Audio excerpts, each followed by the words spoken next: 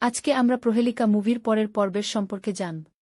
চয়নিকা চৌধুরী পরিচালিত এই মনস্তাত্ত্বিক রোমান্টিক থ্রিলার ঘরানার চলচ্চিত্রটিতে প্রধান চরিত্রে অভিনয় করেছেন মাহফুজ আহমেদ ও শবনম বুবলী। প্রহেলিকা শব্দের অর্থ রহস্য বা ধাঁধা, এবং পুরো সিনেমার গল্পই আবর্তিত হয়েছে জটিল মানবিক সম্পর্ক, রহস্যময় চরিত্র এবং ভালোবাসার অন্ধকারের দিকগুলোকে কেন্দ্র করে। মনা নামের এক নির্জন ও অদ্ভুত স্বভাবের মানুষের জীবনে অর্পা নামের এক রহস্যময়ী নারীর আগমন ঘটে, যার পেছনে রয়েছে অনেক অজানা অতীত ও উদ্দেশ্য। তাদের সম্পর্কের জটিল টানাপোড়েন এবং পড়তে পড়তে লুকিয়ে থাকা রহস্য দর্শকদের এক গভীর মনস্তাত্ত্বিক অভিজ্ঞতার মুখোমুখি করে। চমৎকার সিনেমাটোগ্রাফি, মাহফুজ আহমেদের দুর্দান্ত অভিনয় এবং আসিফ ইকবালের অনবদ্য সংগীতাযোজন চলচ্চিত্রটিকে শৈল্পিক দিক থেকে অত্যন্ত প্রশংসিত করেছে।